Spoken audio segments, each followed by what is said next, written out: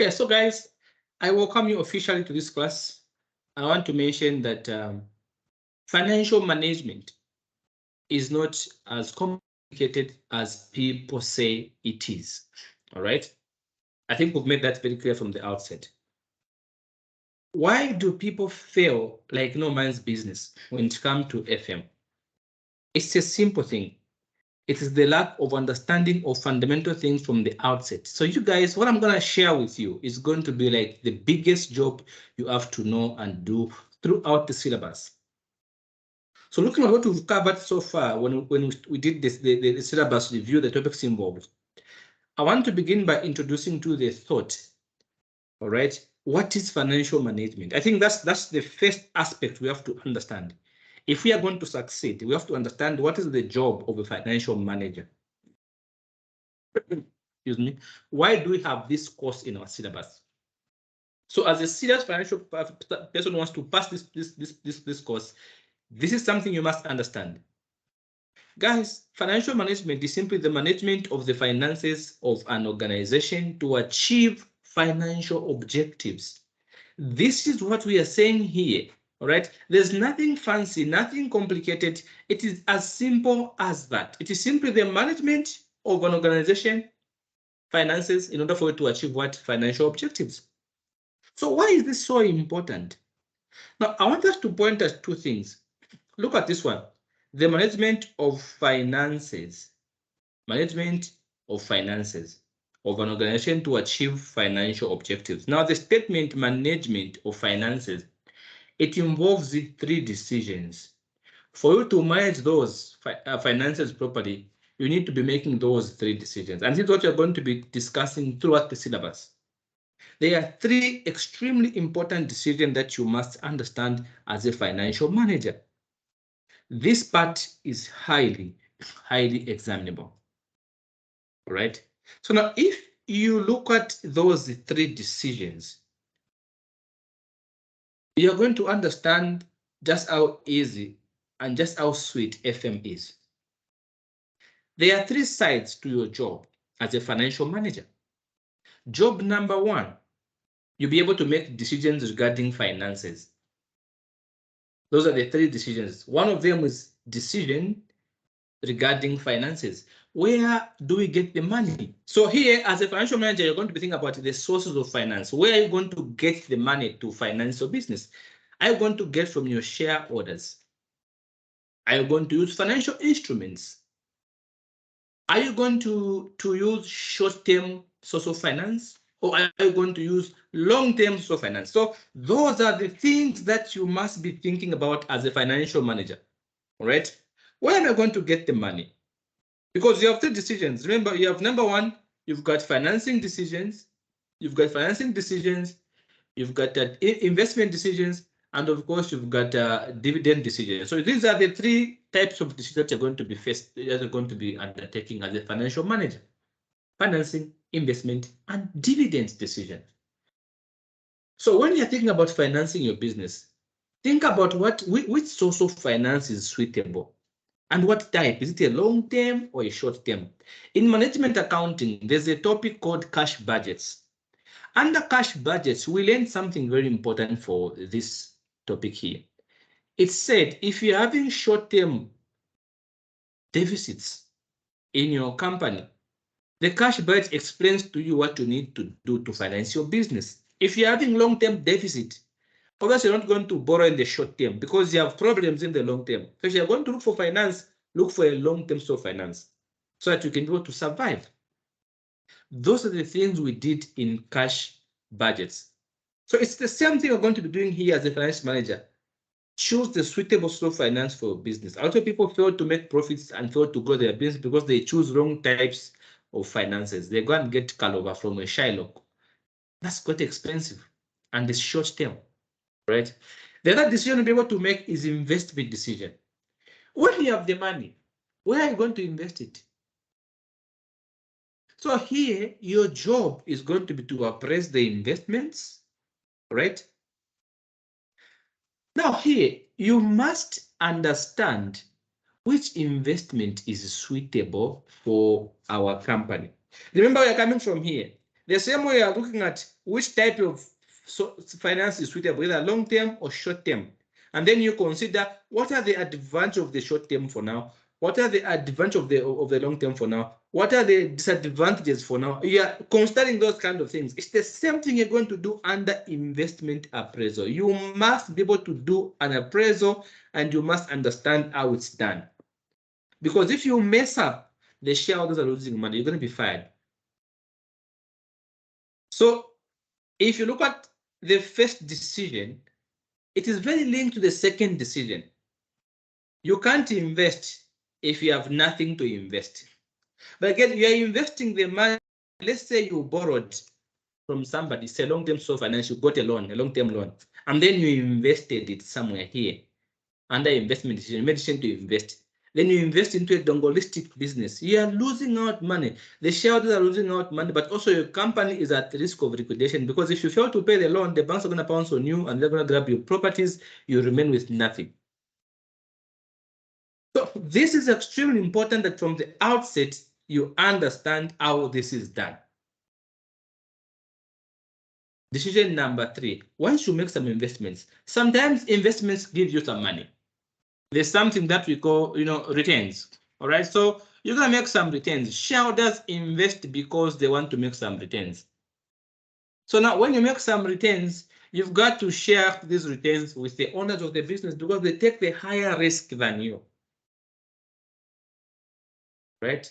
This is the part where you have to be clear about what you want. And this is the part where you have to make sure you understand exactly what is going on. So those of you who are on Zoom, I'm seeing the bump on the screen. Just let me know if you can see clearly. If you can't see clearly, I'll be okay with that. For Teams, I think there's a ribbon shows me everything is okay. All right. So guys, now after you've made those monies from your investments, you make some money. Shareholders have got to come and receive some sort of dividends. Because why do you invest? You invest because you want dividends and also capital gain. Those are the two things that you do as a financial manager. You want to give your shareholders some sort of dividends, but also they need some capital gain. The shares must be gaining some value year in, year out. That's what the shareholders want. So it is these 3 decisions that are going to summarize the whole syllabus. Remember all those topics we talked about, they fall under these 3 decisions. Where are you going to get the money? Where are you going to invest the money? How are you going to share the profits? That's how it works for a financial. So your primary objective as financial manager, you can see there. So now, sometimes you may be wondering and say, you know what? This seems to be, very bulky. The same person's got to do, where you're going to get the money. You go through the types, how long, advantages. You consider your working capital management requirements, all right? Of course, the first part is about working capital and business finance. We're going to do that as we talked earlier. Then you also have to do the decision about investments. You go investment appraisal techniques, which is a bit involving and a bit complex. So it seems to be a lot, but there are 2 sides to this job. What will make you succeed with these 3 decisions here is these 2 sides. Number 1, you have to be a good planner. You cannot be a good financial manager if you can't plan. But at the same time, you must be good at cost control. What makes you make money is controlling costs. In my classes for wealth advisory, I tell my clients that there are 3 ways of how you can build an emergency fund. And I tell them the first way is for you to make more money. The second way is for you to spend less money. The third way is for you to do both. So a financial manager who does both, who makes more money but spends less money, ends up saving more for the business and for the shareholders. So what will help you to succeed? Number 1 is planning. Planning, you have to convert that budget into financial terms. You have to convert those ideas. You have to convert the information given to you into financial terms so you can achieve a specific objective. Without planning, you will not meet financial objectives. Remember what we said? We said financial management is the management of the finance of an organization in order for you to achieve the financial objectives. So those financial objectives cannot be achieved if you don't plan. So planning becomes an important aspect of the financial manager. But also remember, your goal is to achieve the financial objectives, which means you have to learn how to control costs. If you can't manage your costs, you will not achieve that particular objective, financial objective.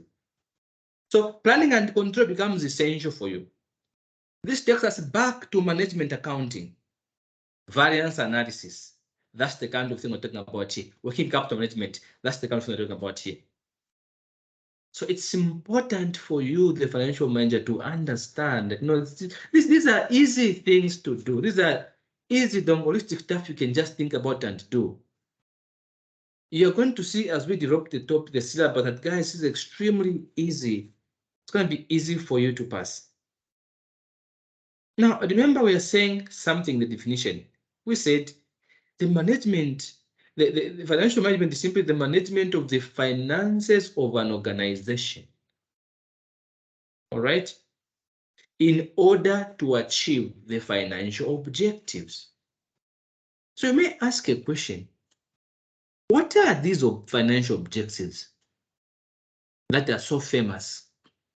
Now, I'm going to give you a few examples of these objectives. All right?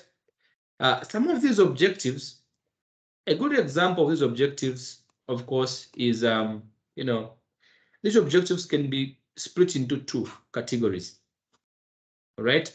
There's what we call financial objectives, of course, are the primary objectives, but also there's what we call non-financial objectives. So there are two types of objectives that are going to be able to satisfy here as a financial manager, and you must accept this because it's your job as a financial manager to do this.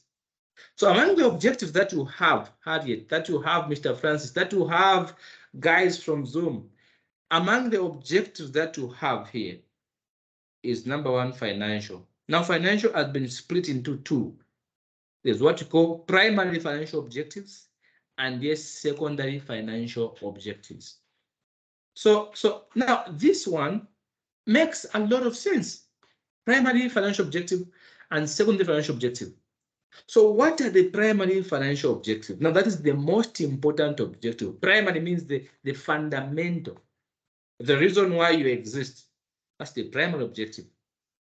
So what is your job as a financial manager? What is your primary objective? And what are the secondary objectives? So we are going to get into details now so that we can talk about the primary objective. So the primary objective is for you to maximize shareholders' wealth. Now, that's the most important reason why you are employed as a financial manager, is for you to maximize the wealth of the shareholders. What that means, it means you have to improve the shareholders' wealth, make them wealth, not rich. Rich is a point in time. Wealth is the overall asset value. The shareholders need to be wealth because you made some amazing decisions. That's your biggest objective as a financial manager. Make these guys wealth. Even though you are poor, these guys must be wealth. So how do you make the shareholders wealth as a financial manager here? You make them wealth through two ways. One way, remember what we said, when you make this decision here to finance the business, maybe it's them who are paying you, or maybe you're going to get you're going to some financial instruments, or maybe you're going to get some type of loan, either short-term loan or long-term loan, and then you invest those monies into some, project that's got a positive NPV. That project gives you some sort of money. So you make them wealth through these two ways. Give them what? Give them very good dividends, all right? And also give them some capital gain. That's what they want. They want dividends and capital gain. So those are the two ways of how you can make these people wealth. It is through dividend and capital gain. Every shareholder wants some dividends. Every shareholder wants some capital gain. All of us invest in companies because we want to receive something in return. It's not free. I can't be spending money for free. That's your primary objective. which means the NPV calculation is going to be one of the most important calculations you should be able to understand. It should be at the back of your mind, because most of your decisions are going to be going through the NPV process.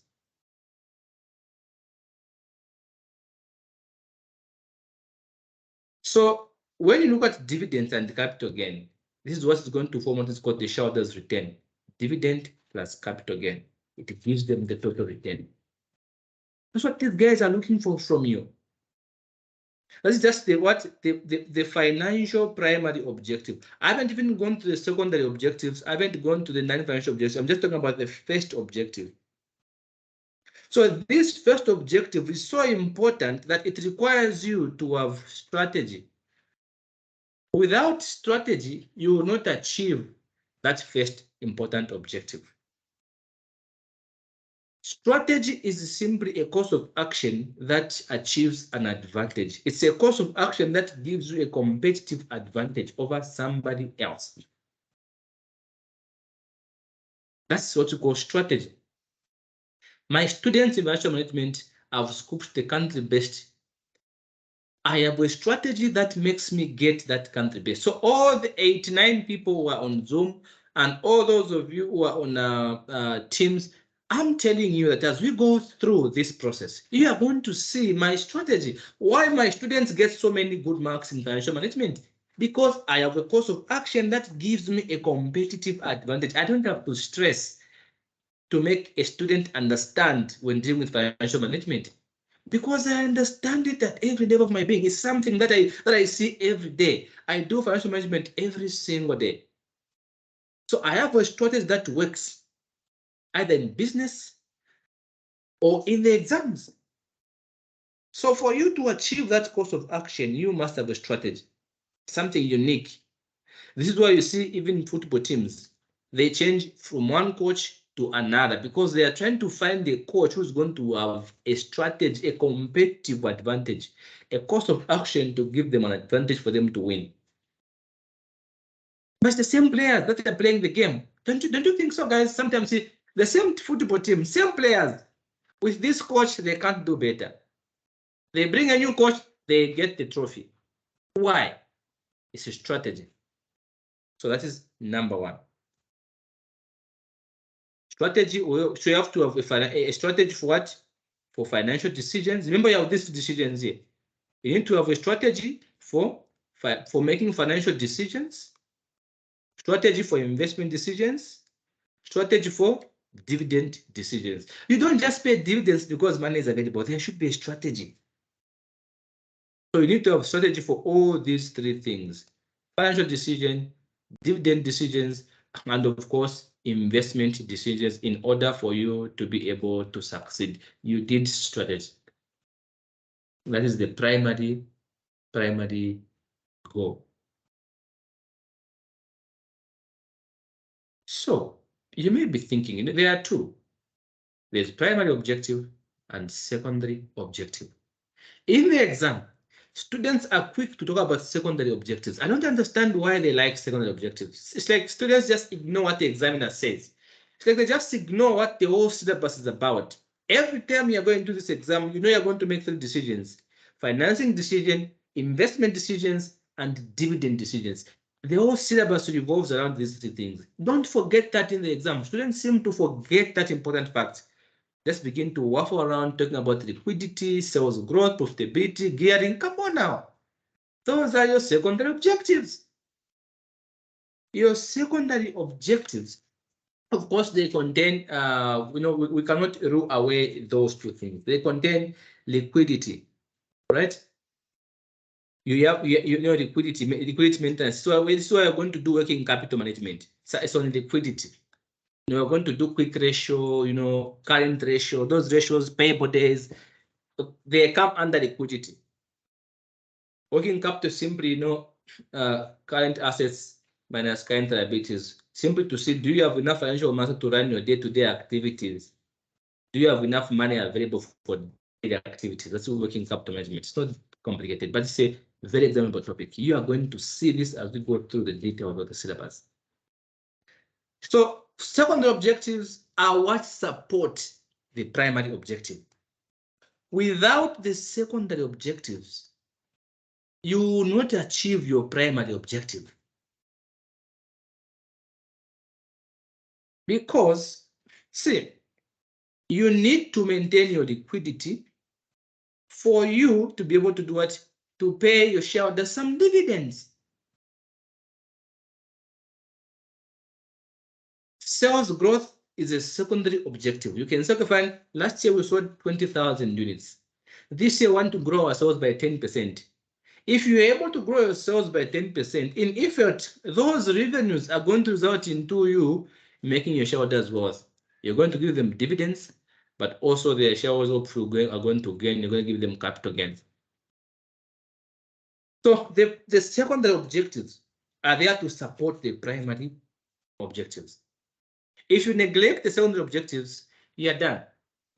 This is a model that we talk about, the Black and Scholes model. We talk about this model also in advanced management accounting. It forces you to look at the business from 4 dimensions: financial objectives, look at the shareholders, then look at the customer perspective. What are the customers looking for? And then look at the process perspective, and then innovation perspective. So it helps you to understand that you can't just focus on money alone. You need these other non-financial objectives to help you achieve the financial objectives. As a financial manager, don't just focus on calculations in the exam. Think.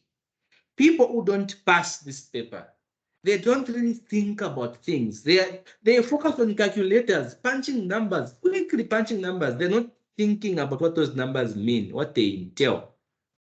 The examiner wants to see that you're a financial manager, you understand. When you work out a number, WACC is 6%, what does that mean? The internal rate of return is 14%. What does that mean? The examiner wants to hear from you. But what do students do? They don't say anything. They simply calculate numbers and move on. They keep rewriting over and over and over again. You're a financial manager, for goodness sake. Must we ask you to explain to us what your numbers mean? Must the examiner tell you, now explain what you mean? No, it's your job. You tell me what those numbers mean. I don't know the work. You are the one who knows the work. Can you explain it to me when you work it out? Can you put some comments in your answer sheet so that you can get more marks and pass easily? It's the same concept in management accounting. People that struggle with management accounting don't comment. They just do numbers. But with the management accountant, you must explain to us, the layman, what those numbers mean. But students in the exam, they seem to forget their role. They just work out numbers and then they move on. 2, 3, 4, 5 times, no passing. And then you're shocked.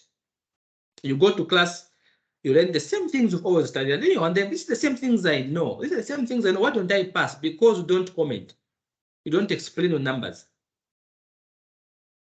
Those are some of the few things that you have to know.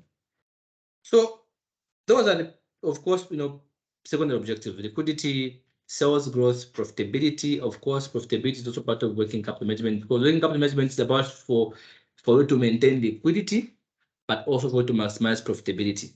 So we're going to talk more about profitability. We're going to talk about more sales growth. Gearing, very important. Right? We're going to do investor ratios here. This is going to be under business finance. So we're going to be able to talk more about gearing levels. If you are highly indebted, it will be difficult for you to grow. When you borrow too much from somebody, you have to know you're some type of a slave, because you're paying 2 types of interest. When the banks give you money, they're not giving you their money. They're giving you other people's money, which means if you owe the bank, you're owing 2 people. You're owing the bank and the person who put money in the bank. So the bank will charge you interest, which will benefit both them and the person who put money into that bank account.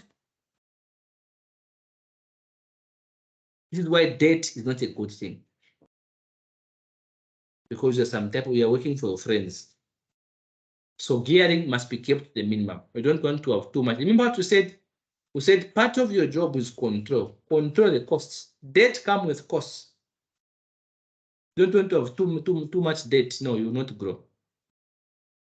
So these are some of the things that you must be able to think about as you are, going through the exam. Think about your role as you are working. Keep seeing these things in your real life. These are real issues. people even those that are in employment asanga pali ka pesi pali wenkongole kutuzanako pali wenkongole nga nikuisoko.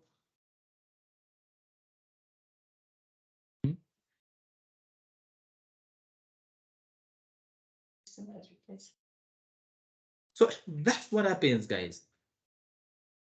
All right? That's what happens. I'll reverse. I'll do a reverse. I'll reverse.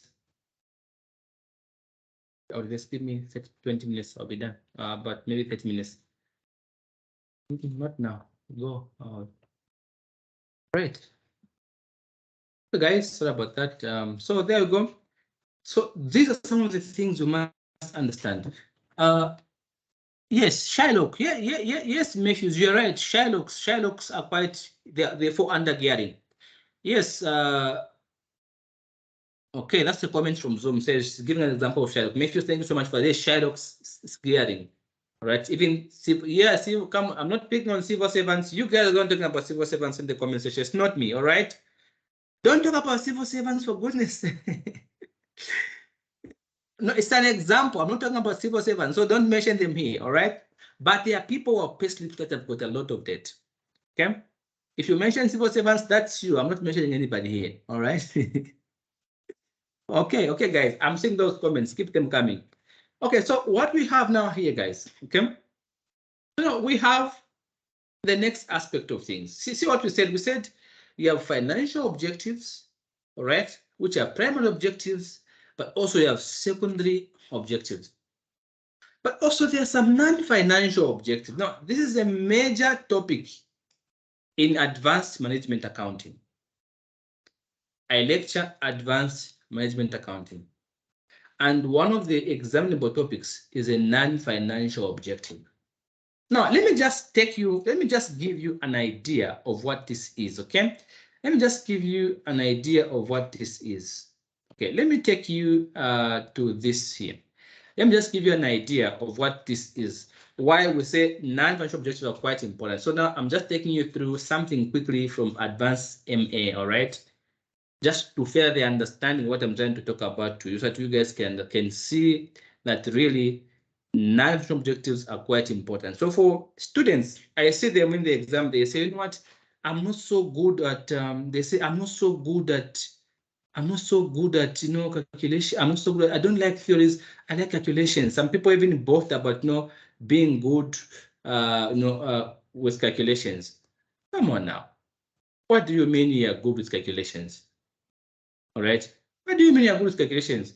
You can't be good at calculations if you don't understand the theory base, because the principles come from the theories.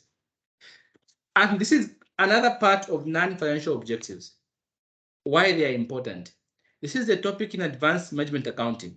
All right. It's called the balanced scorecard. We use this scorecard to explain to our students why non-financial objectives are extremely important. All right. Now, just a background, because you guys are not doing financial advanced management accounting, just let me tell you some brief background. The balanced scorecard was developed by Kaplan and Norton in 1992. I'm not sure whether Harriet you are there by then. I'm yes, not sure yes, whether. I'm still here. Oh, fantastic! Yeah. So this were you there in 1992? No. Really? Come on now. Mr. Francis was there. Of course, James, Joshua, Mariah. There's always a Mariah in FM. I've had a Mariah for the 3 consecutive semesters. This is a very famous name here. All right. Mr. Banda, looking at your beards, I think you are I think you are there, sir. Okay. So guys, this was developed in 1992, all right, by Kaplan and Norton. It's a balanced scorecard. Now, this scorecard views the business from 4 perspectives and aims to establish goals for each, together with measures which can be used to evaluate whether these goals have been achieved or not. Remember, as a financial manager, you have to achieve those financial objectives, which are primary, and also financial objectives, which are secondary. Now, these should be viewed as a hierarchy with good financial performance, depending on happy customers who are happy if we do what we say we do or do. So continued success, according to this one, continued success demands that organizations never stop trying to improve through learning and innovation. So this model, this scorecard shows us 4 perspectives of what you can do to improve your business. It says there's what is called the financial perspective. That's the one that you have, the financial manager, you are focusing on the financial perspective only. All right. How do we create value for our shareholders? This is what we are talking about here in the financial management. We are saying for you, you're focusing on what? You're focusing on shareholders' wealth. Now, this is what we explain in advanced management accounting in details. How do we create value for the shareholders? So you have some key performance indicators. All right. You have to look at profitability. You have to look at sales growth. You have to look at return on investment. Look at cash flow or liquidity. And notice, guys, this is the exact same thing we are explaining to you here in FM under secondary what? Secondary financial objectives. So you see that when we are going up, these things become more similar now. Right. So if you do FM, you've got to do advanced MA. If you think they're a bit similar. I think that's why there's advanced MA and advanced FM in the same route to help you understand things better. So those are your secondary financial objectives. But this one, they simply support the primary objective. Like we said earlier, these secondary objectives are there to support the objectives. But in advanced MA, these are the things we measure to see if we've achieved our financial perspective regarding the shareholders. Has profitability gone up? Have the sales gone up? What is the return on investment? How is the cash flow? How is the liquidity of the business? All those, if they are okay, we measure them. This is what we expect to improve for us to do what? To add value. Our primary goal is to create value for the shareholders. But what do we expect? We expect profitability to go up. We expect sales to grow. We expect a higher return on investment. We expect liquidity and the cash flows to keep improving. But wait a minute. This is not FM. This is advanced MA. So I'm using this to help you set that aspect for non-financial objectives. We could talk about customer perspective. What do existing and potential customers value from us? Guys, I've been doing this for some time. I know why students keep coming back to come and do tuitions with me. I know why they come back. I know what they value when they come here. All right? I know that, and I've maximized on that semester in, semester out. So how do you know if students value something from you? Look at the percentage of sales from new customers. This is what you expect to see. Expect to see a higher percentage of sales from new customers, but also expect to see a higher percentage of sales, all right, from existing customers. They keep coming back. Some of you have been with me from level 1 up to now. Look at the number from Zoom. Now we're at 94. We're at 93 plus me 94. All right. This means that there's something that you value from us here. How many people in this country can host a class and there's 94 people online? There are very few. If I'm not the only one in this country right now in financial management, to be honest. So it's because this 94 number that I have here, it's because you guys value something from here. On-time deliveries, orders from inquiries, customer service analysis, all these are the things we expect to see to help you understand what existing customers and potential customers value from you. So don't just focus on the money. Think about the customer if you want to improve your performance. Innovation and learning perspective.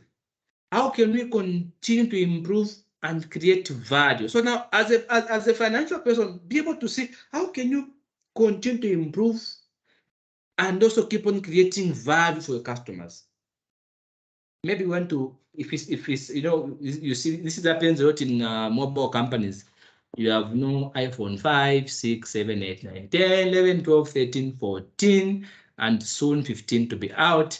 So you look at the number of new products that you've introduced, the time to market for new products, you keep looking at all those kind of stuff. How can we continue to improve and get value? Reverse technology. Because all these things, when you add value, clients are willing to pay. There's a reason why I don't charge 2 kwacha for my classes. I know there are people who charge 1,000 kwacha.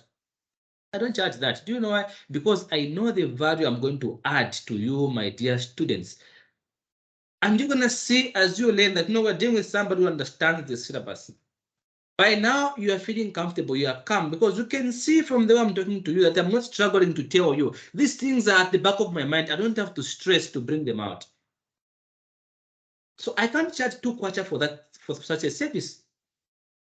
The reason why I charge an amount I charge, because I know even my value I'm going to add will be that when you leave, you're going to say, you know what, I'm happy I paid this man. That's what students say every time I do this course. They say, you know what, I wish I made 2 last year. And some of you are going to tell me that, you know what, I wish I made 2 last year. The other perspective that can help you improve your performance, look at the internal business processes. It's called the internal business perspective. You're asking yourself a question: what processes must we excel at to achieve our customer and financial objectives? For example, when I started, I could do Facebook Live. I could go live on Facebook, and then I take a very small old phone. I would switch cameras. I turn the camera, the front camera when I'm talking, when I'm filming something on my paper, I'm writing with pen, and then I'm filming, and people are following on Facebook, they're commenting. No, I can't see clearly there. What they say, what? Let me look for a better platform. Today, I'm using Zoom. I'm also using Teams. These are not free platforms. These are paid platforms. These have been customized to suit my needs. I pay quite a lot of money every month for using this. I'm not using free platforms. As you are going to see when you begin to do complex stuff calculations, you're going to see that really these are paid platforms. They are very handy, interactive. You can do assignments. I'll be breaking you down. For example, those of you on Zoom 194, I can break you down easily into different groups, maybe of 10, 10, 10, 10, and give you assignment. You participate and work together. Those on Teams, I can even do the same and break you down, give you assignments and do together. These things have been there to suit my needs. If I give you a mock exam, I'm going to be able to monitor you from here, because these things have been there to suit my needs. I'm spending so much money on these systems. So it's about internal business perspective. What process must we improve? So we improved from just writing using Facebook and then writing on a piece of paper, then filming, then switching the camera, to what are we doing now? Now we are doing something bigger. I don't have to stress like I used to stress in the past. I film this side, I come back and film this other side. No, I don't have to stress. I can just talk and share my screen. I can simultaneously talk to people from Facebook, from Zoom, from Teams, from LinkedIn, from YouTube at the same time. This is what I'm doing right now. I'm simultaneously talking to different people on different platforms, and all of you can hear me at the same time, which makes learning easier for all of us. Because someone from YouTube can hear me, someone from Facebook can hear me, someone from Zoom, from Teams, it's the same. All of you can hear me right now at the same time. And I can see comments from all the platforms at the same time. So when you improve your business process, remember, these are going to help you improve your performance. Improved performance means improved what? Improved revenue, improved demand, improved sales, improved everything. That means you're now going to meet what? Your first objective. How do we create value for the shareholders? Then you're going to create value for them. So non-financial objectives are extremely important for you to grow. Sometimes these objectives could mean that, you first consider your stakeholders. Every company has got stakeholders. So as a financial manager, you cannot achieve those non-financial objectives if you don't consider who your stakeholders are. And that's what we've just done in that diagram. We've looked at the different stakeholders. We have the shareholders. We have the, look at that one. We have the shareholders here. We have the customers. We have inside us the employees within. We have technology, and we have inside us the the employees, people that are working to improve processes. We have different kinds of stakeholders. So for you to improve your performance, you must understand, first of all, what kind of stakeholders are you dealing with? There are those called the internal stakeholders. There are those called the external stakeholders. And then there are those called the connected stakeholders. Of course, there are shareholders. Shareholders could be a part of the internal stakeholders. Management, these are part of the internal stakeholders. Employees, these are part of the internal stakeholders. External stakeholders, this could be customers, this could be suppliers, all right? But of course, we've got connected stakeholders. So all these kinds of stakeholders, they are looking for something from you. Understanding what each stakeholder looks from you helps you to grow, helps you to maximize revenue, helps you to improve your performance. So as a financial manager, you must understand this. And this is why I think the Zika, examiner understand that for somebody to take the business route and succeed, they need both financial management and management accounting.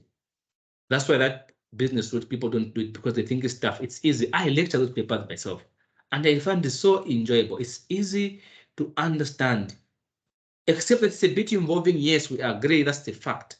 But once you get the idea of your job as a financial manager, it becomes easier to understand.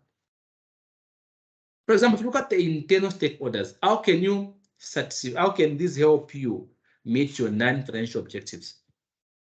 You know that aside from just making money, employees are looking for what? They're looking for good conditions of service. Employees are looking for career development. They're looking for job securities. If you look at management, they're looking for status. Management wants status. They want to know, status symbols, big car, big office, They want, of course, they want heavy packs and allowances. They want those ones, the management. So you have to understand, what are these people, what are they looking for from me? What do they want from me? Then you can satisfy their need. You can talk about health and safety conditions, right? The customers, what do they want from you? They want value for money. Value for money. If you turn up, you ask yourself, how can we continue to improve and get future value? What do existing and potential customers value from us? Customers are your stakeholders in the business. Without customers, you're out of business. Business is about selling. You're out of business if you can't make a sale. That's how it works. So you don't have to neglect your customers. Think about them. For me, you guys have paid me here. All right. If I neglect you, I'm out of business. The reason why I'm able to put these numbers, 94 people right now in my Zoom class, and I have 2 people from my Teams class. I have others joining me on YouTube. It's because of the value I'm going to provide. If I neglect you, I'm out of business. Imagine 94 people are upset with you. 94 people on Zoom right now. If I do a bad job, you're going to tell your friends. Before I know it, I have 10,000 people who don't like me, even though they've never seen my face before. But if I make a good job, to you 94 people, 94 in Zoom, those who are on Teams, and those watching me on YouTube, if I do a good job today, you're going to walk away and you're going to tell your friends that this gentleman, he does a good job. And I'm in business. So what keeps you in business is whether you are satisfying the needs of your customers, customer service. So customers want to value for money. If they can see that there's value for what they're paying you for, then you're okay. You're going to stay in business for long. Right? What do suppliers want from you? Suppliers want continued business with you. They want you to be able to give them business, but at the same time, they want to pay them on time for their supplies. If you don't pay them on time, they'll be pissed off. So as a financial manager, you must understand your different stakeholders. Your government is a stakeholder. Pressure groups, NGOs, what do they want from you? Maybe they want minimum wage, or maybe they want to be able to pay taxes, corporate social responsibility, which has become now more important in recent exams. So you must understand the different needs of different stakeholders. If this was strategic business analysis, we could have gone into Monroe stakeholder analysis to explain what that now means, how you can categorize the stakeholders, who should you give priority first, why, who should you consider second, why, who should you tell to suit themselves, why. But because it's FM, I'm not going to go into those details. But if you are doing FM and SBA at the same time, or SBL, it makes work easier because we'll be learning the same things almost twice. You learn in FM, you go and learn in SBA. You learn in FM, you go and learn this other side. So it's a bit easier to pass. So guys, you must understand that the government also pressure groups, they want the welfare for society. Your community also is a stakeholder because your employees are coming from the community in which you operate. That is why we have corporate social responsibility. You see Trade Kings building schools somewhere in some community somewhere. This NGO is building this clinic, they're building this police post. It's because of corporate social responsibility. The companies understand that they have to make the community members happy for them to continue existing in this particular community. The community members must feel that you're adding value to them. Don't have a company in a community, then you employ people from a different community. They won't be happy with you. You've seen xenophobic behaviors in South Africa. People in South Africa have felt that foreigners are taking their jobs. Companies were employing foreigners instead of them. Those problems can arise. That's why now we have corporate responsibility. As a company, can you ensure a good number of your community members are employed within? Governments, when a Chinese investor is coming to Zambia, another investor, they say at least employ Zambians of so and so percentage. These lower jobs and these other jobs must be for Zambians, unless the next part. So guys, oh, fantastic, fantastic. Mavis is enjoying herself. Okay, fantastic. I'm happy to hear that, Mavis. You can clap for me if you like. You can clap for me if you like, all right? Okay, I told you before, you're gonna tell me that you are happy that you came to this class, okay? And we're just getting started. So now, basically, guys, those are some of the things that we thought we should bring to your attention. Now that you've looked at the non-financial objectives, all right, financial objectives. But again, there is something that you must understand as a financial manager. You must understand why you're employed. Why are you employed? Let's say you're the CFO, you're holding a very high position. You're a director of some sort in some company. Why are you appointed as a director?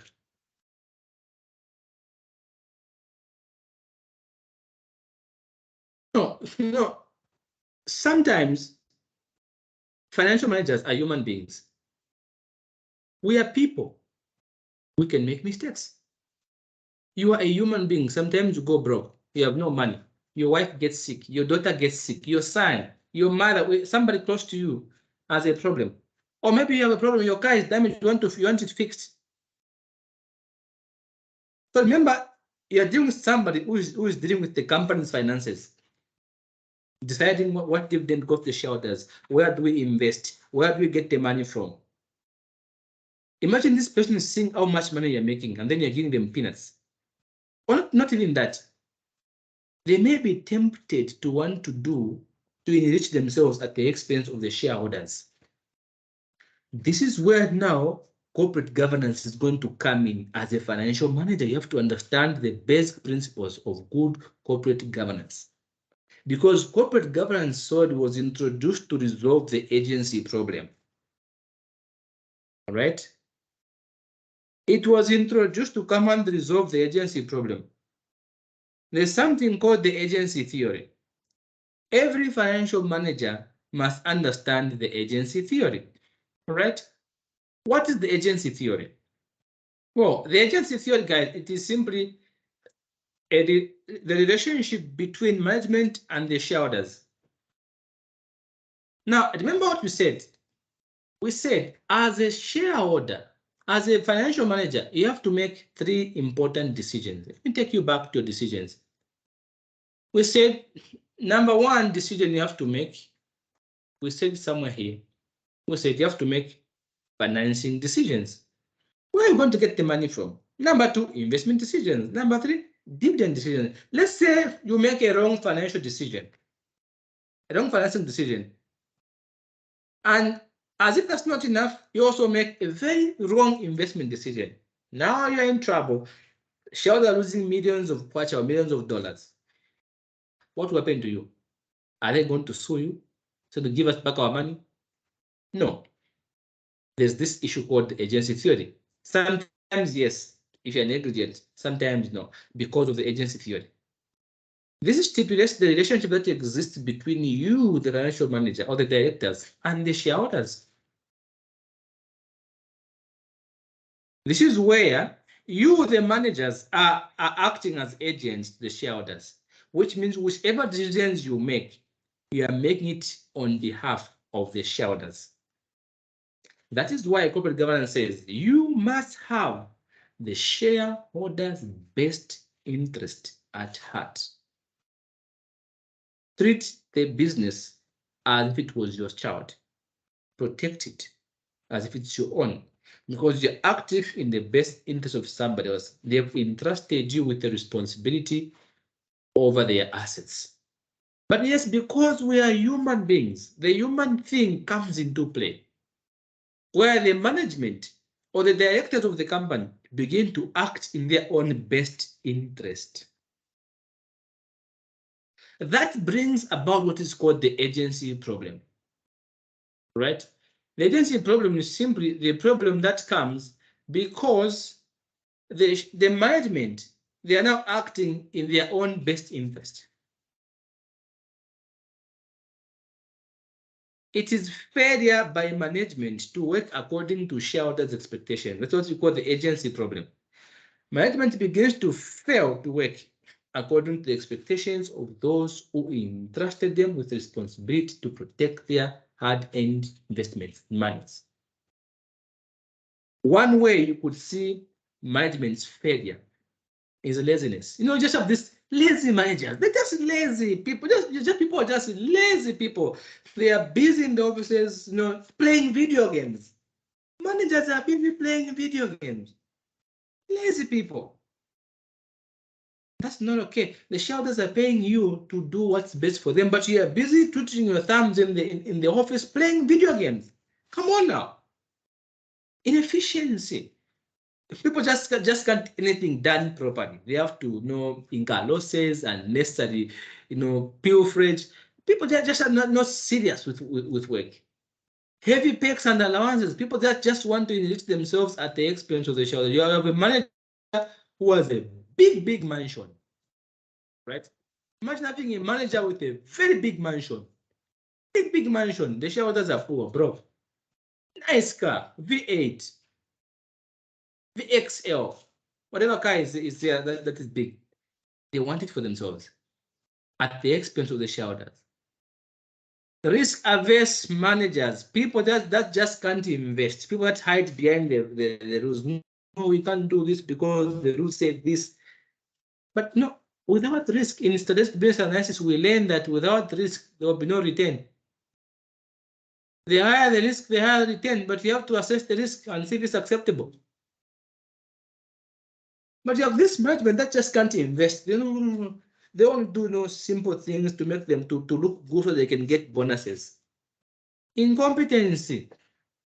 Just incompetent people. They just play video games. They can't do simple reconciliations. They can't do simple analysis. They're just incompetent people.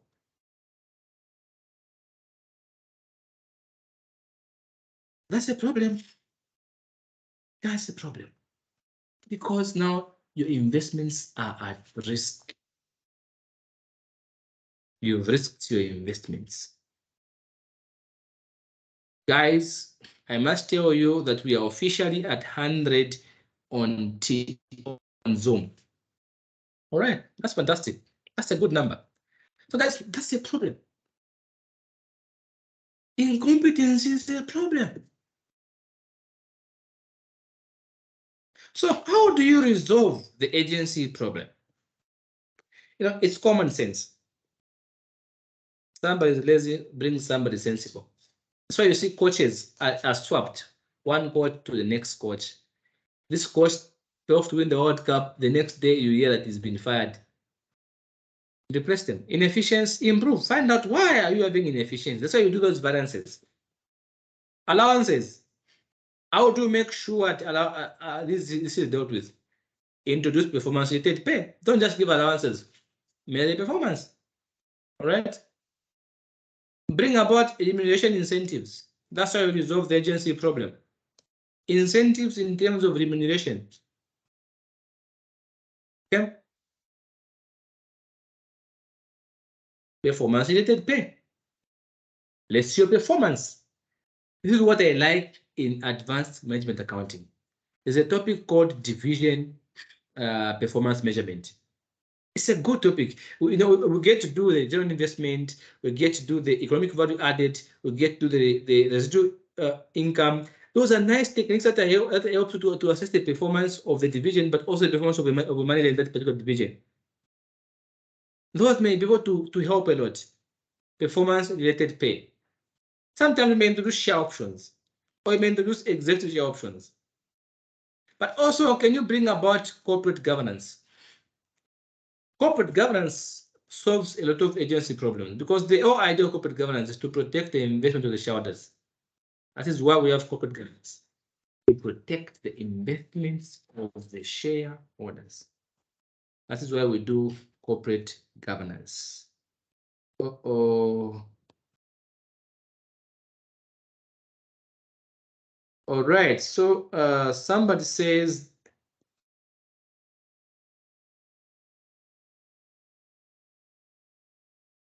when the okay, I'm not sure. Some people are saying they're having challenges logging in on the group, that it's not working, but I'm not sure what is the problem. Maybe it's the network. Maybe it's the network. Yeah, let me just type this one, this gentleman. Maybe it's the network. They're saying that they can't log in. Yeah, we just hit 100 people on Zoom. How come you can't log in? Teams is not yet full. There are a few people on Teams. Right now, there are a few people on Teams, and I'm looking at it. I can't see you in the waiting room. Can't see. Hope you find us. Maybe it's network. There's some people there. Just Mr. Francis, can you hear me? Just to confirm, it's not my problem. Somebody from Zoom. It's maybe. okay, okay, fantastic. Okay, yes, thank you so much for that. So people can hear me. Yeah. People can hear me. So if you can't hear, maybe it could be the network, or if you can't log in, I'm sorry. Maybe try and restart your device. All right, guys. So what we have now, good corporate governance. Now messages are coming everywhere. Guys, I can't text me from the chat so that I can see it. If you text me from my mobile, I want to enroll for taxation. Okay, right now, let's talk about the class. See, guys, there's a message I want to know about taxation. Really, let's talk about class first. Thank you for that. We'll talk about taxation later on. For now, let's talk about the class, okay? Thank you for your interest in taxation. We'll know you after the class is done. Thank you for that. So guys, what we have is corporate governance. Corporate governance helps you a lot. Now, this is something that you should know. Everybody knows corporate at this level, at least, because we've learned this in the law, we've learned this in financial reporting, we've learned this in taxation, we've learned this almost everywhere. Like you want to know for taxation, right? Corporate governance. Yeah, see, somebody's happy. They even want to know for taxation. I'm happy to hear that. So what we have now on the corporate governance, don't know everything on corporate governance, all right? Just know the fundamentals, know the board composition. Who's supposed to be the board chairman? Who's supposed to be the CEO? NEDs, these are non-executive directors. What should be the number? How should be the number for executive? So just the board balance. Board committees, okay? You have those remuneration committees, audit committees, appointing committees, compliance and risk committees, department. Those just know those committees, all right? Know the audit or accountability committees, such kind of stuff. Risk management, internal controls, internal audit, internal controls, relationship with shareholder, just those. I'm not going to go into details on this one because it's something that all of us know. It's not new. We also go for those who are doing audit. This is going to be important for you in audit. In audit, I will not jump this. In audit, we talk about this in details because it's highly examinable in audit, right? Okay, so now that we know your job as a financial manager, we've looked at the financial objectives, the agency theory. Now, what if you're a financial manager in a not-for-profit organization? What is your job? Oh, it's the same thing, except that here your focus will change. Not-for-profit is the 3 E's. these young ladies here. That's what happens. Look at economy, efficiency, and effectiveness. That becomes your order of the day. Value for money. These people don't sell to make profits. They sell to provide a service. So they focus on cheap input, but good quality. So get the cheap input, but good quality. Efficiency, that means input and output maximization. Cheaper. Efficiency means cheaper. Effectiveness means better. How can we do it better? How can we do it cheaper? How can we source a good quality at a lower price? That is your order of the day. Okay. Again, I'm not going to go into details of this because it's extremely boring and dongalistic. Nobody cares about this so much. I'm just giving you as additional information. So there's a question here as an example. Okay. You guys are going to do this question. All of you here, now we're at 97. We're at 100 a few minutes ago. Now we're at 97, which is still very okay. Extremely fantastic. So guys, the 97 of you who are on Zoom and those of you who are on Teams, this is what I'm going to tell you to do. This is a question. SCL's share price is 3.5 kwacha at the end of 2021, and this includes a capital gain of 0.75 since the beginning of the period. A dividend of 0.25 has been declared for 2021. Required. What is the shareholders' return? This is your assignment, guys. Calculate the shareholders' return. And I gave you something here. Shareholders' return is equal to dividend plus capital gain. But it's something that I left out deliberately because I knew I was going to give this question at the end. Okay, so you guys are going to tell me what the answer is tomorrow. Okay, so this marks the end of our first class, the introduction to financial management. It is my sincere hope that you guys have been able to understand the job of a financial manager. It's my sincere hope that you guys have been able to understand the 3 types of decisions that are involved in the job of financial manager. It's my sincere hope that you guys have understood the primary objectives of a financial manager and the second objective of financial manager. It is also yet my sincere hope that you understand that non-financial objectives are as important as financial objectives because they support those financial objectives. It is my hope that you guys have understood the importance of understanding the needs of your different stakeholders and what type of stakeholders we have, starting from internal, external, and connected. It's my hope that you've understood the importance of the agency theory, the agency problem, and how to resolve the agency problem. I also want to believe that you now understand that corporate governance can be used as a tool to overcome the agency problem. And I gave you brief notes, all right? I gave you some brief notes on what to do, what to focus on for not-for-profit organization.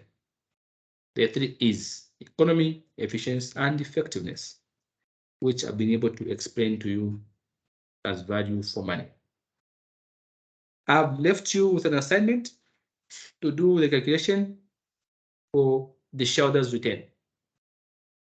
Submit this one before class tomorrow. Okay, send it to my WhatsApp. Yeah, that's your question. Get a screenshot of that and submit it. If there's any question or any contribution or somebody wants to clap for me, I'll be happy to hear any question or contribution. Yes, Mr. Chavala, please go ahead.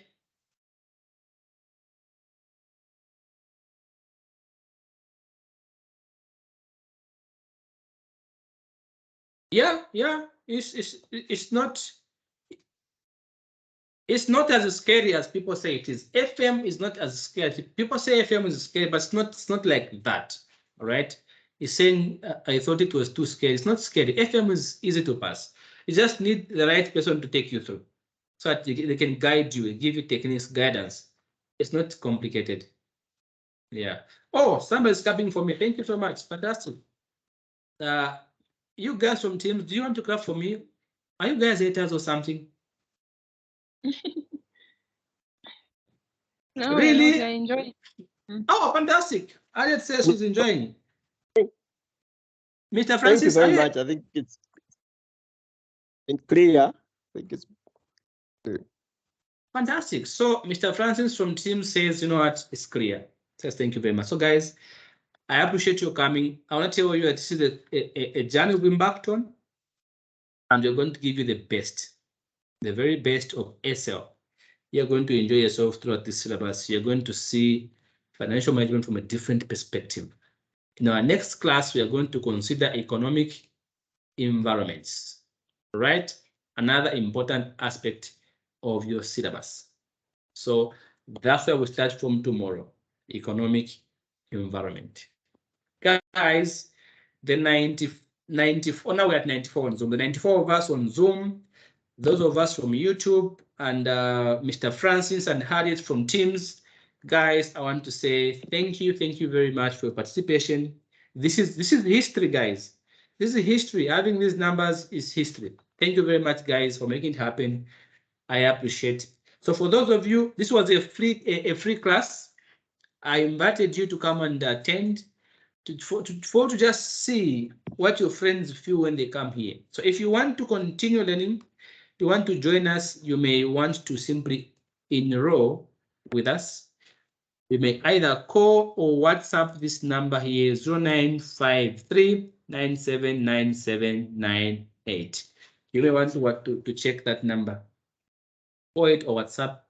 For you who said you want to do taxation or you want to know for taxation, also you can call me on that number for this class. Thank you so much for wanting to know for taxation. And if you also want to know for FM, also call me on the same number. I'll be happy to talk to you. Today I'm the one in the office. I haven't yet left, so I'll be the one to pick your calls and talk to you. All right, this was a free class. So thank you so much for joining me. And looking at the fact that we had exams last week, people are too relaxed. Usually the first week we don't have people because people are relaxed. Some of them are stressed, if not depressed, after the exams. But you guys have made time to come through. I really appreciate it. I don't take this for granted. Thank you very much, guys. May God bless you. May God be with you. I'm going to see you in our next class tomorrow. So, guys, those of you who came for free today. Yes, Mr. Francis? Yes. How do I get the recording? All right. So what happens when the recording, when I'm done, I have to convert this one. I have to convert it. Once I convert it, then I'll be able to let you know that it's ready for viewing. Oh, all right. Thank you. Yes. So once it's ready, we'll let you know. We'll notify you all when it's ready so that you can come and look at it. So for now, it's not yet ready, but it will be ready soon, and we'll give you a notification so that you can come and look at it. So guys, thank you so very much. May God bless you all. I'll see you tomorrow. If you came for free, this was a free class. The one for tomorrow will not be for free. It's either you're our student or you are not our student. All right, so guys, thank you very much. Thank you so much. Let me say, how do you say bye? How do you say bye in French? How do you say bye in your language? Is it how do you say bye, Mr. Patrick, in your language? Bye. How do you say bye in your language? How do you say bye? Harriet, you don't know how to say bye in your language? Taenda. Takuwa, bye.